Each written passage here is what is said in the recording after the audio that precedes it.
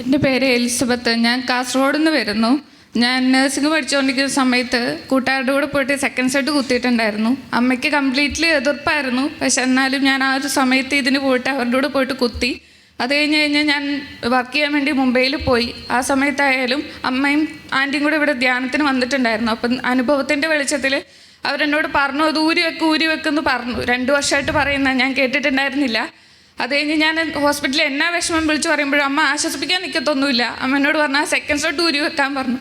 ഹോസ്പിറ്റലിൽ വിഷമങ്ങൾ ഉണ്ടായിരുന്ന ഭയങ്കര ബുദ്ധിമുട്ടായിരുന്നു. ആ ഒരു അനുഭവം എന്ന് വെച്ച് കഴിഞ്ഞാൽ ലിറ്ററലി ഞാൻ കംപ്ലീറ്റ് എല്ലാത്തിലും നെഗറ്റീവ്, ഡിപ്രഷൻ, വിഷമം, ഒന്നിലും ഒരു പോസിറ്റീവ് ചിന്തയില്ല. എല്ലാ കാര്യങ്ങളും നെഗറ്റീവ് മാറും. അത് കഴിഞ്ഞ് ഞാൻ എന്തോ ഒരു സമയത്ത് ഒന്ന് തോന്നിയിട്ട് ഞാനങ്ങ് ഊരി വെച്ചു. വിശ്വാസം വന്നിട്ടില്ല. അമ്മ ഇങ്ങനെ പറയാൻ അച്ഛൻ പറഞ്ഞിട്ടുണ്ടെന്ന്. പക്ഷെ ഞാൻ പറഞ്ഞു, അച്ഛനൊക്കെ ചുമ്മാ പറയുന്ന സെക്കൻഡ്സ് ഉള്ള ഒരു കുത്തിയിലൊക്കെ എന്നെ ഇരിക്കുന്നത്, അതിലൊന്നും ഇല്ല എന്ന് അമ്മേനോട് പറഞ്ഞ് ഞാൻ ജയിക്കുമായിരുന്നു.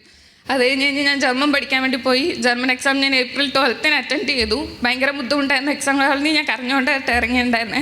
അപ്പം അമ്മ അത്ഭുതജാമാലയും അന്തോണിസിനും മുണ്ടാളുടെ നൊവേനയും മുടങ്ങാതെ കാണുന്ന ഒരാളാണ്. അപ്പോൾ ഒരു ദിവസം ഇങ്ങനെ കണ്ടുകൊണ്ടിരിക്കാനായിട്ട് ഞാൻ അമ്മ കാണുന്നുണ്ടെങ്കിലും ഞാൻ തിണ്ണപ്പോയിരുന്നു ഫോൺ കൂട്ടിക്കൊണ്ടുണ്ടായിരുന്നേ. അപ്പോൾ ഒരു ദിവസം ഞാനിങ്ങനെ അമ്മേൻ്റെ അടുത്ത് പോയിട്ട് അമ്മേൻ്റെ അടുത്ത് പോയിട്ട് ഇരുന്നപ്പോൾ ഞാൻ പറഞ്ഞു, അമ്മ എനിക്ക് ഇതേപോലെ അവിടെ പോയി സാക്ഷ്യം പറയാൻ പറ്റുമായിരിക്കും അല്ലേ എന്ന് പറഞ്ഞു. പറയുന്നൊന്നുമല്ല, പറയാൻ പറ്റുമായിരിക്കും അല്ലേ എന്ന് പറഞ്ഞു.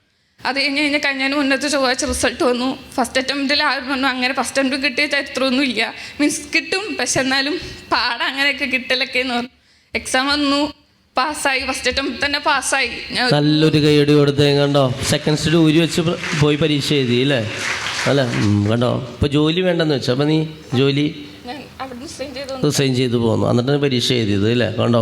നല്ലൊരു കൈയടി കൊടുക്കുക കേട്ടോ. പ്രൈസ് അല്ലോ.